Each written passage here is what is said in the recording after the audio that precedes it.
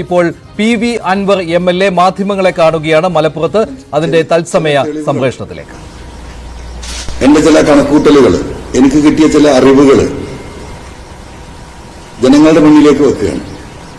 എന്തിന്റെ അടിസ്ഥാനത്തിലാണ് PV അൻവർ ഇതൊക്കെ പറഞ്ഞത് എന്ന ഒരു സന്ദേഹം കേരളത്തിലെ ജനങ്ങൾക്കും നിങ്ങൾക്കും ഒക്കെ സ്വാഭാവികമായിട്ടും ഉണ്ടാകും. അതിൽ ഞാൻ പ്രധാനമായും പറഞ്ഞിരുന്ന ഒരു വിഷയം, ഏകദേശം 1 വർഷം മുമ്പ് എടവണ്ണയിൽ, എന്റെ നാട്ടിൽ, എന്റെ വീട്ടിന്റെ അടുത്ത് 2 കിലോമീറ്റർ അപ്പുറത്ത് എന്റെ പഞ്ചായത്തിൽ നടന്ന റിദാൻ ബാസിൽ കൊലപാതകമാണ്. റിദാൻ ബാസിൽ വെടിയേറ്റാണ് മരിച്ചത് എന്നാണ് പോലീസ് റിപ്പോർട്ട് നൽകിയിരിക്കുന്നത്.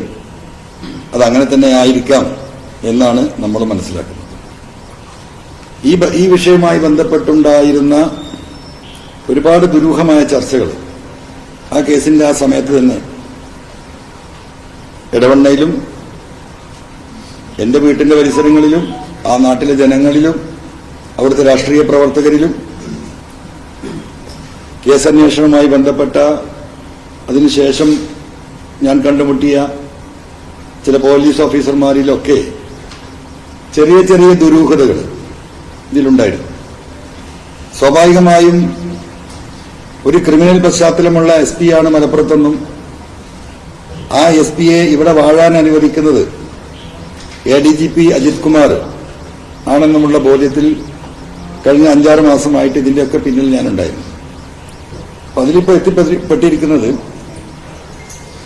ഞാൻ ഈ മരിച്ച റിദാൻ ഫാസിലിന്റെ ഭാര്യ ഉൾപ്പെടെയുള്ള അവന്റെ റിദാനിന്റെ അനിയനുൾപ്പെടെ ഈ കേസുമായി ബന്ധപ്പെട്ട അവന് ഫാദറില്ല, എളാപ്പയാണ് കാര്യങ്ങൾ നോക്കുന്നത്. എളാപ്പ, അദ്ദേഹത്തിന്റെ അനിയൻ, ആ കുടുംബം, അവരുടെ ഉമ്മ, ഇവരുമായി വിശദമായി കാര്യങ്ങൾ 2-3-4 തവണയായി സംസാരിച്ചു.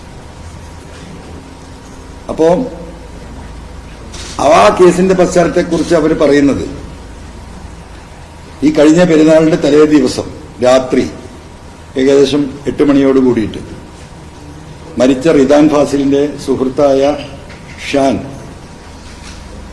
അവിടെ വരികയും അത് ഷാൻ ഇങ്ങോട്ട് വിളിച്ചതാണ് എന്നും അല്ല റിദാൻ ഫാസിൽ അങ്ങോട്ട് ഫോണിൽ വിളിച്ചതാണോ എന്നുള്ളൊക്കെ കൺഫ്യൂഷൻ നിൽക്കുന്നത്. അതൊക്കെ ചെറിയ ചെറിയ കൺഫ്യൂഷനുകളാണ്.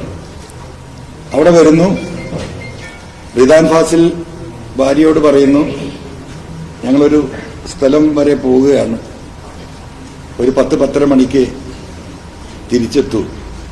അപ്പോൾ വൈഫ് പറഞ്ഞു, പെരുന്നാളിന്റെ തലേ ദിവസമാണ്, നിങ്ങൾ പെട്ടെന്ന് വരാൻ നോക്കണമെന്ന് പറഞ്ഞു. ശരിയെന്ന് പറഞ്ഞു. ഈ കൊന്നു എന്ന് പറയപ്പെടുന്ന ഷാൻ ഒരു സ്കൂട്ടറുമായി അവിടെ വരുന്നു. 8 മണിക്ക് അവർ വീട്ടിൽ നിന്ന് പുറത്തേക്ക് ഇറങ്ങുന്നു, അവർ പോകുന്നു. അതിനുശേഷം ആ കുട്ടി പറഞ്ഞ മൊഴി ഞാൻ പറയുന്നതിൽ ചെറിയ വ്യത്യാസങ്ങളൊക്കെ ഉണ്ടാവും, ചെറിയ ഓർമ്മ പശകൾ ഉണ്ടാവും, എന്നാലും കാതലായ മാറ്റങ്ങളൊന്നും ഉണ്ടാവില്ല. അങ്ങനെ 8 മണിയോടുകൂടി ഇവരവിടുന്ന് 2 പേരും പോകുന്നു. ഇറങ്ങുമ്പോൾ ഭർത്താവ് പറയുന്നു, ഞാനൊരു 10:30 മണിയാകും. ഭാര്യ പറയുന്നു, നിങ്ങൾ പെരുന്നാൾ തലേന്നാണ്, നിങ്ങൾ പെട്ടെന്ന് വരാൻ നോക്കണം. അങ്ങനെ പോയി. 10:30 മണി കഴിഞ്ഞിട്ടും അതല്ല, അതിന്റെ ഇടയിൽ ഒരു 9 മണിയോട് കൂടിയിട്ടാണെന്ന് തോന്നുന്നു റിദാൻ ഫാസിൽ ഭാര്യയെ വിളിച്ചിട്ട് പറഞ്ഞു, ഫോണിൽ ചാർജ് കുറവാണ്, ചിലപ്പോൾ ഫോൺ ഓഫായി പോകും എന്ന് ഒരു ഫോൺ സന്ദേശമോ ഫോൺ ഡയറക്റ്റായി വിളിച്ചുകൊണ്ടോ മെസ്സേജ് പറഞ്ഞുകൊണ്ടോ ഈ കുട്ടിയെ അത് ധരിപ്പിക്കുകയാണ്. അങ്ങനെ 11 മണിയായിട്ടും കണ്ടില്ല. 10:30 എത്താം എന്ന് പറഞ്ഞതാണ്. സ്വാഭാവികമായിട്ട് ആ പറഞ്ഞ കൃത്യസമയത്ത് അങ്ങനെ വരുന്ന ആളുകളോ അതിൽ ചെറിയ മാറ്റമൊക്കെ ഉണ്ടാവുന്ന നമ്മളൊക്കെ പോലെയുള്ള. അപ്പൊ 11 മണിവരെയും ഈ കുട്ടി വെയിറ്റ് ചെയ്തു. 11:30 ആയിട്ടും കാണാതായപ്പോൾ സ്വാഭാവികമായിട്ടും ഇവരുടെ ബന്ധുക്കളെ ആരൊക്കെയോ അവർ വിളിച്ചന്വേഷിച്ചു. അവരുടെ അടുത്തേക്കൊന്നും റിദാൻ എത്തിയിട്ടില്ല. പിന്നെ ഈ കുട്ടി അവരുടെ കുടുംബ സുഹൃത്തു കൂടിയായ ഈ റിദാൻ ഫാസിൽ ഷാനിനെ ഫോണിൽ വിളിക്കുകയാണ്.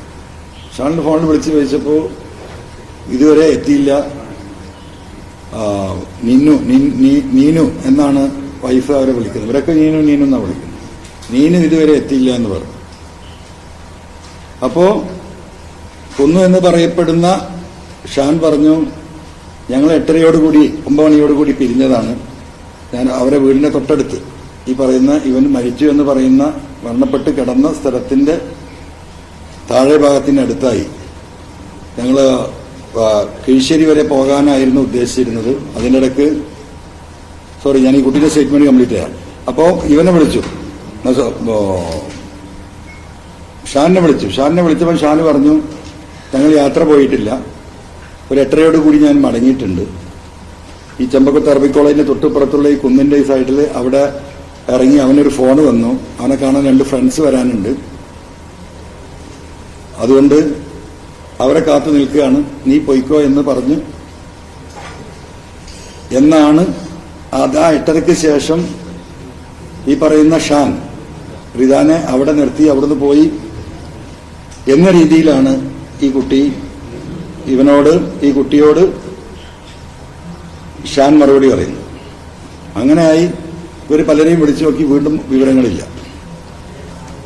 അങ്ങനെ രാത്രി 1 മണിയോട് കൂടിയിട്ട് വീണ്ടും ഈ ഷാനിനെ മരിച്ച റിദാൻ ഫാസിലിന്റെ ഭാര്യ വിളിക്കുകയാണ്. അപ്പം റിദാൻ ഫാസിൽ അവിടെ വീട്ടിലുണ്ട്.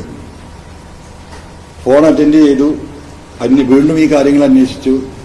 ഏതായാലും നേരം വെളുക്കട്ടെ, നമുക്ക് നോക്കാം, കുറച്ച് വൈകിയാലും പെരുന്നാൾ തരുന്നല്ലേ, ഫ്രണ്ട്സിന്റെ കൂടെ എവിടെയെങ്കിലും പോയിട്ടുണ്ടാവും എന്ന് പറഞ്ഞ് അവിടെ സമാധാനിപ്പിച്ചെന്ന് പറഞ്ഞു. അത് കഴിഞ്ഞു 4 മണിയോട് കൂടിയിട്ട് 4 മണിയായിട്ടും കാണാഞ്ഞിട്ട് വീണ്ടും ഇവർ വിളിച്ചു എന്ന് പറയുന്നു, ഈ ഭാര്യ. അപ്പോ റിദാൻ ഫാസിലിന്റെ ഷാന്റെ ഫോണ് റിംഗ് ആയിട്ട് അവരെടുത്തില്ല. അങ്ങനെ ഷാന്റെ ജ്യേഷ്ഠന്റെ ഭാര്യയെ വിളിച്ചു. അവര് റിദാൻ ഫാസിലിന് ഷാനിന് ഫോണ് കൊടുത്തു. അപ്പോഴും എത്തിയില്ലെന്ന് വിവരം പറഞ്ഞു. ഏതായാലും നേരം വെളുക്കട്ടെ, പെരുന്നാൾ നമസ്കാരം കഴിഞ്ഞിട്ട് നമുക്ക് അന്വേഷിക്കാം എന്ന് പറഞ്ഞു ഫോണ് വെച്ചു. രാവിലെ നേരം വെളുത്തപ്പോ പള്ളി കഴിഞ്ഞ ഉടനെ ഈ കൊന്നു എന്ന് പറയുന്ന ഷാനും അവന്റെ ഭാര്യയും കുട്ടിയും റിദാൻ ഫാസിലിന്റെ വീട്ടിൽ വരുന്നു.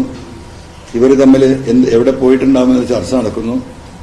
അപ്പൊ ഷാന് ഞാനേതായാലും വൈഫിനെയും കുട്ടീനെയും പെരുന്നാൾ നിസ്കാരം കഴിഞ്ഞ് വീട്ടിൽ പോയിട്ട് വരാം, എന്നിട്ട് നമുക്ക് അന്വേഷിക്കാമെന്ന് പറഞ്ഞ് പോവാണ്. ഇവനെക്കുറിച്ചൊരു വിവരമില്ല. പോകുന്ന സമയത്ത് ഈ ഷാൻ റിദാൻ ഫാസിലിന്റെ അനിയനോട് പറഞ്ഞു, ഏതായാലും നീ ആ കുന്നിലൊന്ന് പോയി നോക്ക്, ആ ഭാഗത്താണ് ഞങ്ങൾ ഉണ്ടായിരുന്നത്. അങ്ങനെ ഷാൻ വീട്ടിലേക്ക് ഭാര്യയും കുട്ടിയും കൂട്ടി സ്കൂട്ടറിൽ പോകുന്നു. വീട്ടിലെത്തുമ്പോഴേക്കും റിദാൻ ഫാസിലിന്റെ അനിയൻ ഈ പറഞ്ഞ കുന്നിൽ ചെന്നപ്പോൾ റിദാൻ ഫാസിൽ അവിടെ മരിച്ചു കിടക്കുന്നതാണ് കാണുന്നത്, അനക്കമില്ലാതെ കിടക്കും. അങ്ങനെ ഫോൺ ചെയ്യുന്നു, ആളുകൾ ഓടിക്കൂടുന്നു. അപ്പോഴേക്കും ഭാര്യയെയും മകനെയും അവിടെ ഇറക്കിയിട്ട് ഈ പറയുന്ന ഷാനും തിരിച്ച് ഈ സ്പോട്ടിലേക്ക് എത്തുകയാണ്. ഇതാണ് ഇതിന്റെ ഒരു ഭാഗം. പിന്നീട് എന്ത് സംഭവിച്ചു എന്ന് അതിന്റെ ബാക്കി കാര്യങ്ങൾ ഈ കുട്ടിക്കറിയില്ല. അങ്ങനെ ബോഡി കൊണ്ടുപോകുന്നു പോലീസ്, പോസ്റ്റ്മോർട്ടം നടത്തുന്നു. വെടിയേറ്റാണ് മരിച്ചതെന്ന് പറയുന്നു, തലക്ക് മുറിവുണ്ടെന്ന് പറയുന്നു. രാത്രി 9:30 മണിയോടുകൂടി മയ്യത്ത് മറവ് ചെയ്യുന്നു. രാത്രി തന്നെ പോലീസ് വന്ന് ചോദിക്കുന്നു, ലാസ്റ്റില് എപ്പോഴാണ് ബന്ധപ്പെട്ടത്, എപ്പോഴാണ് വീട്ടിൽ നിന്ന് ഇറങ്ങിയ കാര്യങ്ങൾ ചോദിക്കുന്നു. ഈ പറഞ്ഞതുപോലെ ആ കുട്ടി പറഞ്ഞു കൊടുക്കുന്നു. അങ്ങനെ പിറ്റേ ദിവസം തന്നെ പോലീസ് വീണ്ടും വീട്ടിൽ വരുന്നു, കുറച്ചും കൂടി കാര്യങ്ങൾ വിശദമായി അന്വേഷിക്കുന്നു. പിറ്റേ ദിവസം ഈ മരിച്ച റിദാൻ ഫാസിലിന്റെ ഭാര്യയോട് നിലമ്പൂർ പോലീസ് സ്റ്റേഷനിൽ എത്താൻ വേണ്ടി പറയാം. അങ്ങനെ കുടുംബം അവരവിടെ കൊണ്ടു ചെല്ലുന്നു. ആദ്യത്തെ ദിവസം ഇവരോട് കാര്യങ്ങളൊക്കെ ചോദിച്ചറിഞ്ഞ് റെക്കോർഡ് ചെയ്തു. ഒരു 3-4 മണിക്കൂർ അവിടെ ഇരുത്തി ഇവരുടെ സംശയങ്ങളെല്ലാം ചോദിച്ചറിഞ്ഞു. റിദാൻ ഫാസിലിന്റെ ഫാമിലി ചരിത്രം, അവന്റെ ലൈഫ് സ്റ്റൈല് സ്വാഭാവികമായിട്ടും പോലീസ് ചെയ്യുന്ന ഒരു പ്രക്രിയ. അത് കഴിഞ്ഞ് പിറ്റേ ദിവസവും ഈ കുട്ടിയോട് പോലീസ് സ്റ്റേഷനിൽ ചെല്ലാനാണ് പറയുന്നത്. മരിച്ചതിന്റെ 2ാമത്തെ ദിവസമാണ് പോലീസ് കൂട്ടിക്കൊണ്ടുപോകുന്നത്. വീട്ടിൽ വന്ന് സ്റ്റേറ്റ്മെന്റ് അല്ല എടുത്തത്. 3ാമത്തെ ദിവസം വീണ്ടും ഈ കുട്ടിയെ സ്റ്റേഷനിലേക്ക് വിളിപ്പിക്കുന്നു. ഡിവൈഎസ്പി ഓഫീസിൽ പോകുന്നു. ഉച്ചവരെ ചോദ്യം ചെയ്യുന്നു. ഉച്ചയ്ക്ക് ശേഷം ചോദ്യം ചെയ്യലിന്റെ സ്റ്റൈല് മാറുന്നു. ഇത് ആ പത്രസമ്മേളനത്തിൽ ആ ഫാമിലി മിനിയെന്നോ നാലാന്നോ പറഞ്ഞ കാര്യങ്ങൾ തന്നെയാണ്. അങ്ങനെ സ്റ്റൈല് മാറുന്നു. നീയും ഈ കൊന്ന ഷാനും തമ്മിൽ അവിഹിത ബന്ധമുണ്ട് എന്ന് പോലീസ് സ്ഥാപിക്കാൻ ശ്രമിക്കുകയാണ്. ആ തരത്തിലാണ് ഈ കുട്ടിയോട് ചോദിക്കുന്നത്. കുട്ടി സാഹചര്യങ്ങൾ വിശദീകരിച്ചുകൊണ്ട് അങ്ങനെ ഒരു ബന്ധമില്ല, അടിസ്ഥാനരഹിതമാണ്, അവിടെ തന്നെയാണ് ഈ കുടുംബം ഇപ്പോഴും നിൽക്കുന്നത്, അങ്ങനെ ഒരു ബന്ധമില്ല, നാട്ടിലുള്ളവർക്കറിയാം, അവരുടെ ബന്ധുക്കൾക്കറിയാം. അന്ന് രാത്രിയോട് കൂടിയിട്ട് വൈകുന്നേരത്തോട് കൂടിയിട്ട് ഭർത്താവ് മരിച്ച് 3-ാമത്തെ ദിവസമാണ് ഈ കുട്ടിയെ ഭീകരമായി മർദ്ദിക്കുകയാണ്. ഈ പെൺകുട്ടിയെ ഭർത്താവ് മരിച്ച് ഭീകരമായി മർദ്ദിച്ചു. അവരാവശ്യപ്പെടുന്നത് ഈ രീതിയിൽ നിങ്ങൾ സമ്മതിക്കണം, നീ സമ്മതിക്കണം, നീ അവനുമായിട്ട് ബന്ധമുണ്ട്, ആ ബന്ധം സ്ഥാപിക്കാനുള്ള ശ്രമം, അതിൽ ഫോൺ കോൾസിന്റെ കാര്യങ്ങൾ, ആ ഡീറ്റെയിൽസ് വേറെ ഉണ്ട്. ഈ കുട്ടി ഇതിന് സമ്മതിച്ചില്ല. 2 ദിവസം ഈ കുട്ടിയെ മർദ്ദിച്ചു. ഒരു നിലക്കും ഇത് സമ്മതിക്കില്ല എന്ന സാഹചര്യം വന്നു. 2-ാമത്തെ ദിവസം, അതായത് 3-ാമത്തെ ദിവസം, കുടുംബങ്ങൾ താഴെ കാത്തിരിക്കുന്നു കൂടെ വന്ന്. പെട്ടെന്നൊരു പോലീസുകാരൻ താഴേക്ക് ഓടി വരുന്നു. താഴെ ഹാൻഡ് ക്യാപ്പ് എടുത്തിട്ട് അവള് കുറ്റം സമ്മതിച്ചു, അവള് പ്രതിയാണ് എന്ന് ഈ റിദാൻ ഫാസിലിന്റെ ഉമ്മയോടും എളാപ്പയോടും അനിയനോട് പറയാണ്. അപ്പോ റിദാൻ ഫാസിലിന് മുമ്പ് ഒരു MDMA കേസിൽ, കള്ളക്കേസിൽ കുടുക്കിയൊരു വിഷയം നിൽക്കുന്നുണ്ട്. അതിലൊരു കണ്ണിയാണ് എന്ന് സംശയിക്കുന്ന പോലീസുകാരനാണ് ഈ വന്നത്. ഈ കുടുംബത്തിന് അതറിയാം. അപ്പൊ ഈ പോലീസുകാരനോട് വളരെ ഗൗരവമായിട്ട് പ്രതികരിച്ചു. നീ ആ കള്ളക്കേസിൽ എന്റെ മകനെ കുടുക്കിയതുപോലെ എന്റെ കുട്ടീനെയും കൂടി കൊടുക്കാൻ പോവുകയാണോ എന്നുള്ള ചോദ്യം ചോദിക്കുകയും ഇവർ ഫോൺ എടുത്തപ്പോൾ ഈ പോലീസ് ഓഫീസർ തിരിച്ചു വന്നിട്ട് പറഞ്ഞു, നിങ്ങൾ ഇന്ന് കൊണ്ടുപോയിക്കാം, നമുക്ക് നാളെ ചോദിക്കാം. അതോടുകൂടി ഇവർക്ക് സംശയം വർദ്ധിക്കുകയാണ്. അങ്ങനെ പിറ്റേ ദിവസം പോകുന്നു, ഈ കുട്ടി ഇത് തന്നെ പറയുന്നു, പിന്നെ മർദ്ദനം ഉണ്ടായിട്ടില്ല. അപ്പോ ഇതിൽ ഈ സ്ഥാപിക്കാൻ ശ്രമിച്ചത് ഈ അവിഹിതമുണ്ട് എന്ന്, ആ അവിഹിത കാരണത്താൽ റിദാൻ ഫാസിൽ ഈ പെൺകുട്ടിയുടെ ഭർത്താവിനെ കൊന്നു, അവളെ സ്വന്തമാക്കാനുള്ള ശ്രമം നടത്തി. അതാണ് ഇന്റൻഷൻ. അതിലായിരുന്നു പോലീസ് ആദ്യം നിന്നത്. അത് അതിന്റെ ഒരു ഭാഗം. 2-ാമത്തെ ഭാഗം, ഈ കൊന്നു എന്ന് പറയുന്ന കേസിൽ ബുക്ക് ചെയ്യപ്പെട്ടിട്ടുള്ള ഷാൻ ഉൾപ്പെടെ ആ കുടുംബങ്ങൾ എന്നെ വന്നു കണ്ടു. ഷാൻ പറയുന്നു, അങ്ങനെ എന്റെ ഏറ്റവും അടുത്ത സുഹൃത്ത്, ഇന്നും അവന് വേണ്ടി ഞാൻ പ്രാർത്ഥിക്കുകയാണ്. അവനെക്കുറിച്ച് ഓർക്കുമ്പം എനിക്ക് സഹിക്കാൻ കഴിയുന്നില്ല. അവൻ നഷ്ടപ്പെട്ടു എന്ന് മാത്രമല്ല, ഞാനിതിൽ കുറ്റവാളിയാക്കപ്പെട്ടു. അപ്പൊ ഷാന്റെ വെർഷൻ എന്താണെന്ന് വെച്ചാൽ, ഈ പറഞ്ഞതുപോലെ തന്നെ വൈകുന്നേരം ഈ കുട്ടി പറഞ്ഞതൊക്കെ ശരിയാണ്.